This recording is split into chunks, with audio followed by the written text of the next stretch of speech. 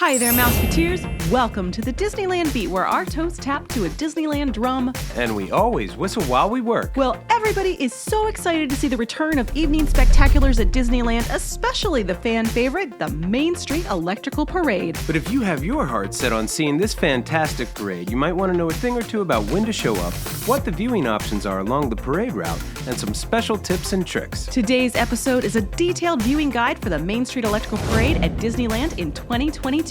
Come on into Disneyland with us. Like, subscribe, and stick around. Disneyland is your land. Come seek an adventure at your pirates, eh? Make the jump to life.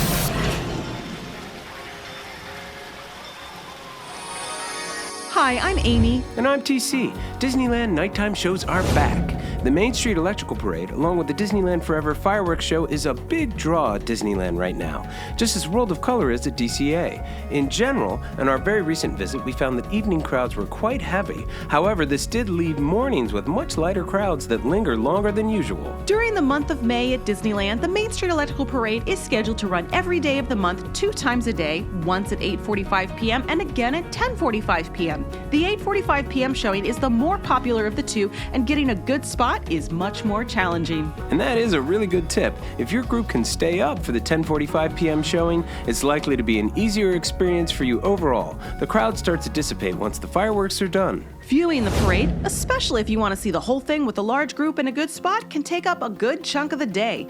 Though the parade is only 20 minutes long, you'll see that people will start to camp out and claim the best spots as much as 2 or even 3 hours prior to the start of the show. Technically, you're not supposed to be able to sit and wait for the parade or park until 6:30 p.m., according to the Disneyland website. And on this past Monday, when TC was in the park, an announcement was made at 7:45 p.m., 1 hour prior to the show, that all the viewing areas were full.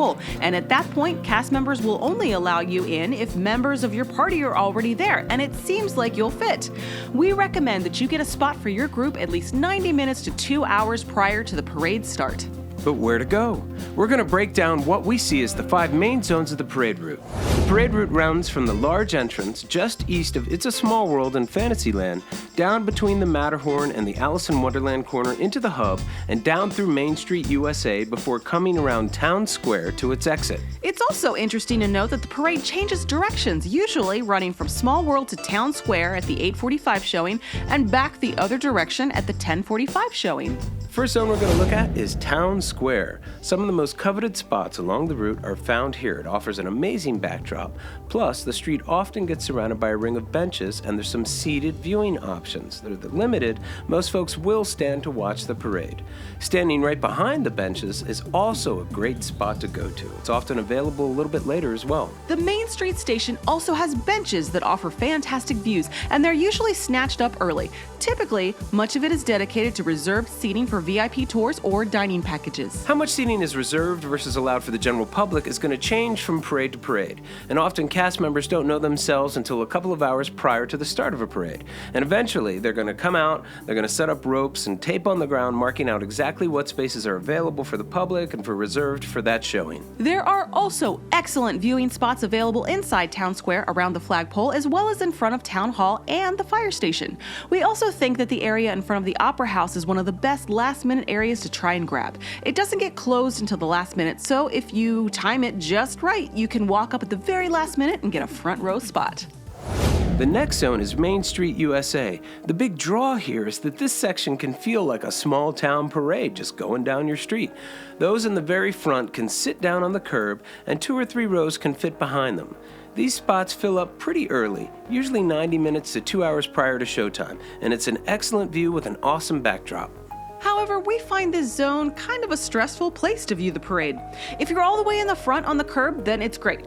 But if you're a row or 2 back, you might find yourself getting brushed up against by passers-by the whole time. A path for people to walk up and down the sidewalk is maintained right next to the storefronts, and it's a tight squeeze. Cast members are stationed there to keep people moving along this bottleneck. You might consider getting a reservation at the Carnation Cafe at the same time the parade goes by. The cafe closes at 9, so this is only possible with the first showing. But it's seated, you'll have snacks, it's a top spot to view the parade. The next zone is the Plaza or Hub, which is one of our favorite spots with a lot of seated viewing if you time things right. We recommend the tables in front of the Jolly Holiday Bakery and Refreshment Corner, many of which are elevated enough to offer excellent seated views for large groups where you can snack while you watch. Also, most of the sidewalks in this section are lined with benches on both sides. Particularly, the Hub itself has a lot with sometimes 2 rows of seating, with more seating on the curb in front of the benches. This area also typically has a reserved seating section too. But be prepared to camp out early to get the best views here.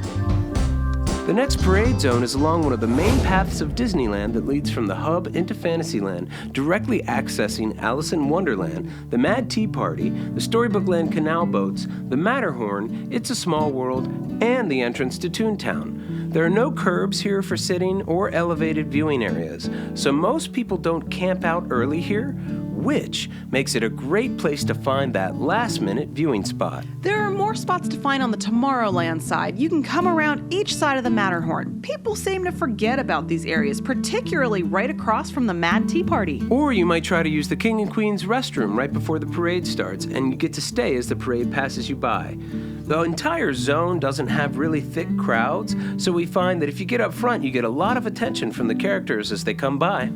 Here's a tip. If you're coming from Fantasyland, don't try to come out past Alice in Wonderland. It will be packed.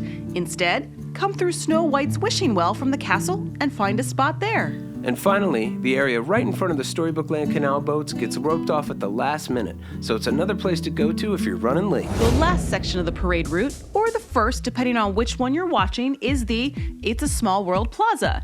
This is one of our favorite spots to camp out early because of the beautiful backdrop the classic attraction provides for parades.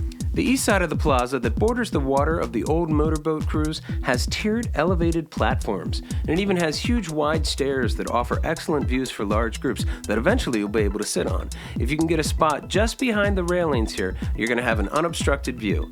And we think it's a great, comfortable, tranquil spot to wait out the parade. The east side also has lots of seating opportunities along the parade route, and crowds have an easier time getting around this area too, so people aren't on top of you as much here. This area also does have some reserved seating areas as well. The cast members will set out an hour or 2 before the parade. Overall, cast members do an excellent job of giving groups lots of prior warning that a certain area might not be available or they might have to move in a while. Be aware that at about 1 hour or 45 minutes prior to the parade, cast members are going to come around and ask people to move any blankets or jackets or strollers that are attempting to claim space for people not currently present. So make sure everybody in your group is in place by that point.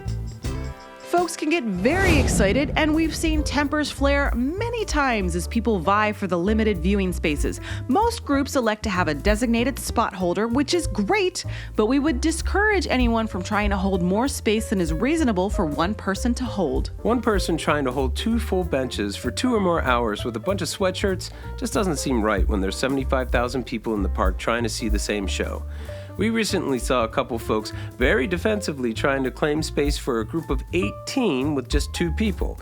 It didn't work out as the group didn't all come back in time, and others actually present took the spots. It can seem like a lot of time to put in, but if your view is really good and your experience is magical, it's worth it. We think the best spot for little kids, hands down, is the very front, seated on a curb or on the very edge of a path. The farther back you get with toddlers, the less they're going to be able to see.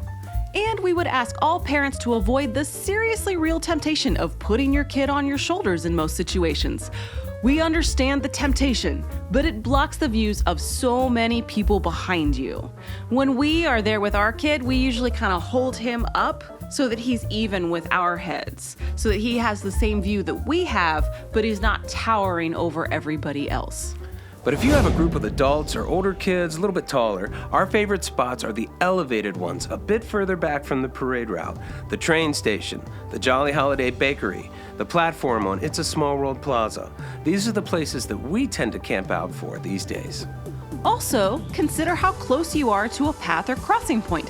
It's annoying trying to focus on the parade when passers-by are constantly bumping into you. The Plaza Inn dining package has returned for the Main Street Electrical Parade, and reservations can be made up to 60 days in advance. This is the same policy used for all dining and other Disneyland dining packages. Disneyland Reserved seating dining packages are a nice way to guarantee a good parade spot without having to line up super early. This is a great option if you're already planning on eating at the Plaza Inn, and in reality, it doesn't add all that much to the cost. You should still arrive when the viewing area opens if you want to get a front row seat in the parade viewing area. These are usually roped off areas, but they don't have chairs or anything. It's important to remember that you are paying for a meal at the restaurant and a separate voucher to a reserved viewing area. You don't view the parade while you're eating. Nonetheless, we think this is a great deal if you can get a reservation. So far, they've been in high demand and very difficult to get. There's also lots of Main Street Electrical Parade themed at almost every location around the park, as well as lots of merch, including our favorite light-up turtle sipper and a light-up Elliott popcorn bucket. Well, that's it for us today. We hope you find this helpful when you view the Main Street Electrical Parade. See you real soon, Mouseketeers! See you real soon!